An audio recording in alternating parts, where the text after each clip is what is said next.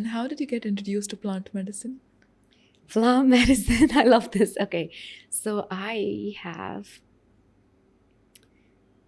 heard some people talk about it. This was about a couple of years ago, where I've heard people talk about they did ayahuasca and it changed their life. Mm-hmm. Damn, what is this ayahuasca? I'm so curious and I feel like I need to understand. I also have listened to some people talking about this is not good for you and this is only for what is this and how can you lose yourself. People have opinion and that's okay. But I didn't do any research about it. Mm-hmm. I wanted to really see how it felt. Yeah. If I just asked around a few people that I knew just to see, tell me what you feel about it. I wanted to know from somebody that I knew much more than like a blog, which is so beautifully, put together. I wanted like a raw conversation. So I met a couple of people when I was in Bali and I asked them, but I got no sense of direction. And I heard a couple of them say, you will know when you have a calling. That's true. I said, fine. And so there were a couple of girls I met from Brazil, and we decided to do this together. It didn't align. So I said, okay, you know what? I've asked a lot of people, but I'm going to let it be because there's no point in me saying I want to do this and trying to, because I'm not a very research, do this. It's not natural for me to do a research to find something. I feel like I will know. Right? Like we all have a different approach. Yes.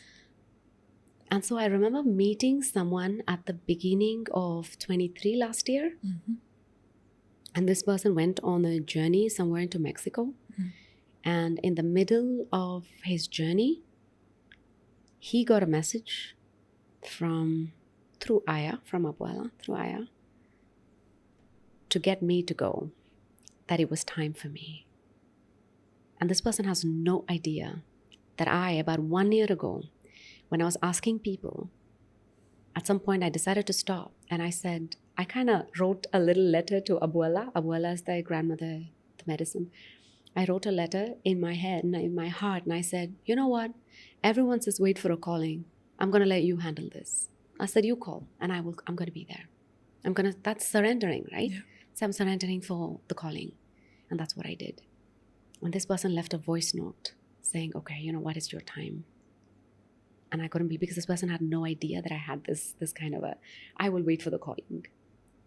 And for me, everything I don't know what more is a calling than this. This is the calling. And that's how I allowed myself to go into it. No research about the place, nothing. I just went with all of my heart. Now, this is not to encourage anybody to go without research. Listen to yourself. That is what I'm encouraging. Yeah. Listen to how you truly feel. Not about somebody did it, I have to do it. And how was your experience? Oh, it's beyond anything that I would have ever expected or ever heard of. Because when someone says, I had this experience, it transformed my life, it's still limited in my head, right? Yes. I can only imagine so much. But to be in that place and to understand, not to surrender as if there's nothing happening in your life, but to co-create with the messages we receive. To sit, it's almost as if you're sitting with the spirit giving you guidance. Yeah. And what transforms your life is not that experience. It's how we choose to integrate the messages that has come our way. Yeah. The tools that have been given to us, what has been told to us. But how it does create a shift instantly is all the limiting beliefs and the fear. Imagine pulling everything up and sitting together and laughing at it. It's crazy. It's so funny.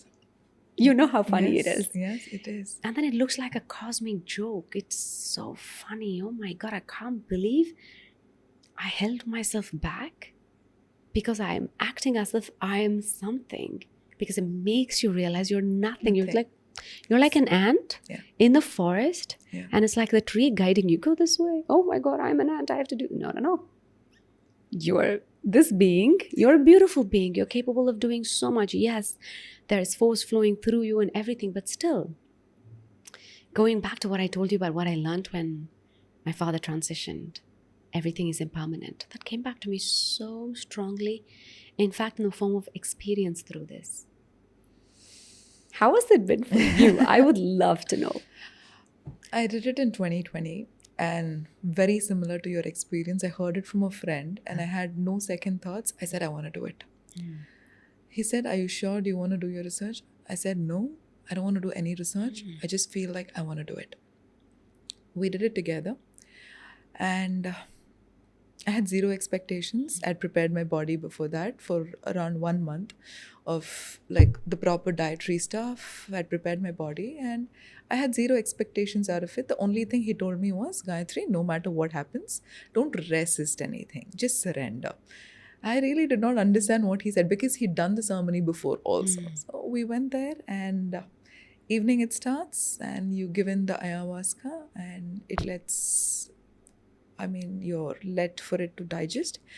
30 minutes in, the shaman is playing the music.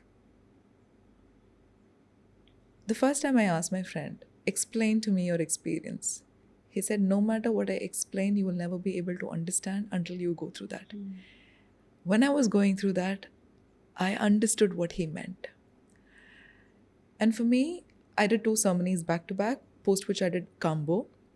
So the first ceremony, it felt like I was just thrown into something and I was falling down. And in my mind, the only question was, who are you if you're not Gayatri, if you're not born to these parents, if you don't have this identity, who are you beyond that? And I got really scared because I had to let go of the identity and I had to surrender. I was extremely scared to surrender. I just had to hold on to something, and I just sat like this and held on to my hair so strongly because I just needed some grip in this world.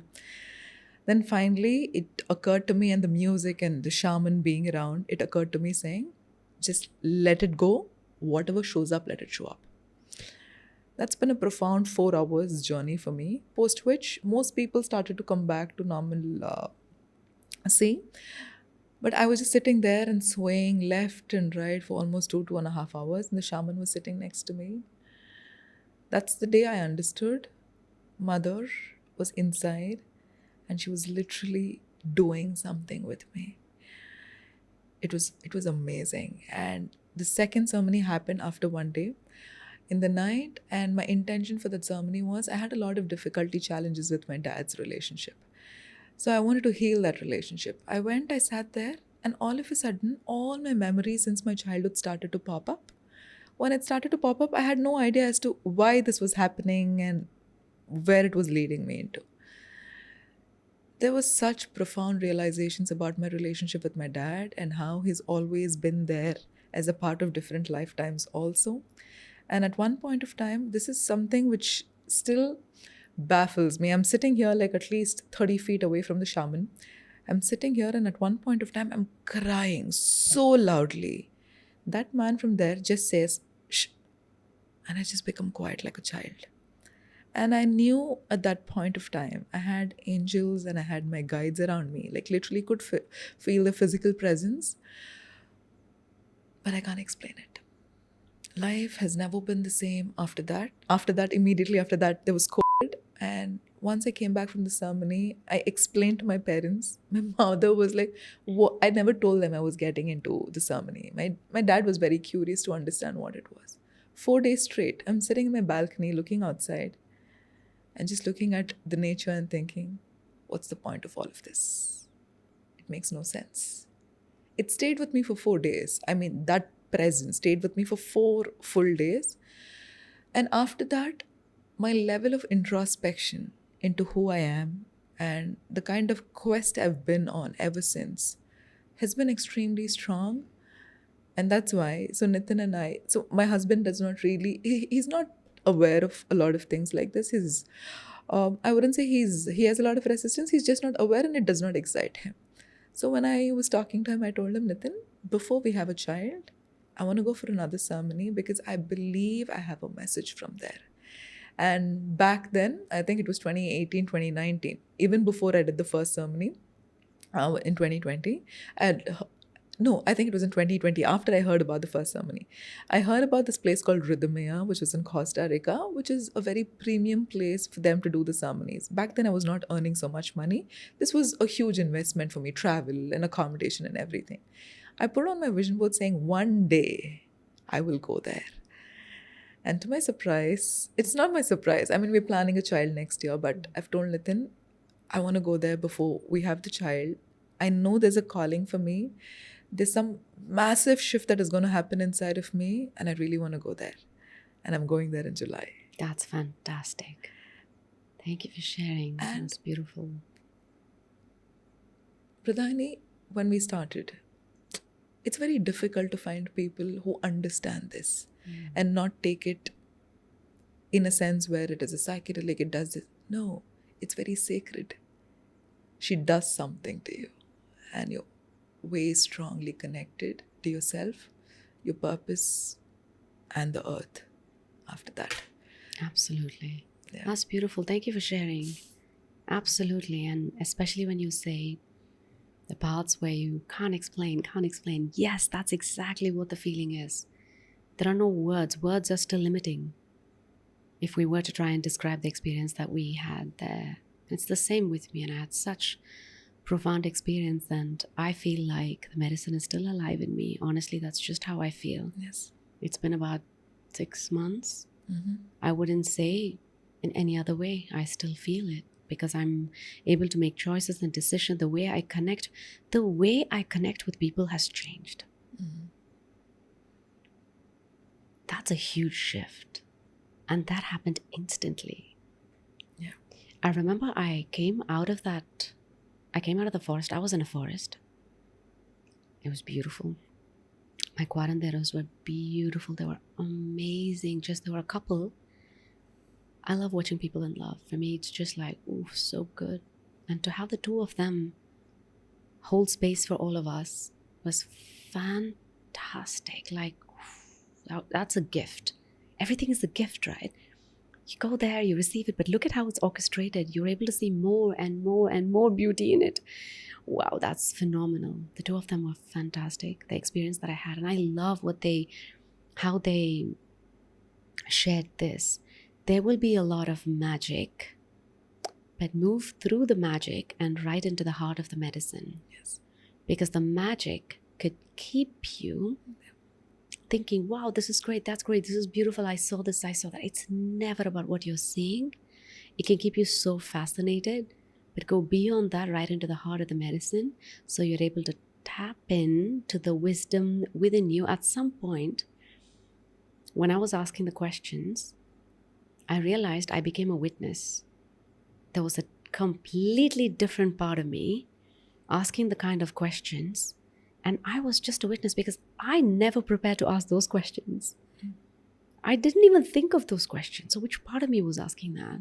Also, answers come through in riddles. They come direct. They come in such funny ways. They come in such profound ways. I experienced all of this. I sat through 5. Wow. 5 of those. There were 6, but my 5th one was a completion because the medicine, the message that I got was, Sarah, you're done for now. Everything's been given to you. I had one more. It was booked, but I didn't go. I just sat there to receive my Ikaru, which is the healing song, but not to drink because I was told strongly, everything's been given to you. Like, no more medicine for you. You are the medicine right now. So that was quite powerful for me to let go of the last one as well, because I'm there. I've gone so far. I have one more night, but I couldn't. I felt complete. I knew I needed to take this and see how it feels. It's not about what I'm going to become, really. Like, I think it's more about unbecoming. Yes. That whole thing of, oh, what am I going to become after this? That's just, everything is dissolved. All the things that I was afraid of, how people would judge me, everything's just dissolved and is still dissolving. Even if it's there, it's not there. It's like, it's there, but I pay attention to it. No, actually, it doesn't matter. And whatever I thought mattered doesn't matter so much. Mm-hmm. But I'm also able to hold space for myself into, unraveling and discovering about myself and this whole path of life. It's been beautiful. Thank you for holding space while I share this, because every time I talk about this, I feel so deeply connected to this. I can feel that energy here. Oh, it's amazing. Thank you. And for everybody who's watching, what's your final message? Final message. Everything begins with an intention Stay connected with yourself, even if it's in small ways, every day. Not to ignore your inner world. Your inner world is as important as your outer world. In fact, much more. But stay connected to your inner world.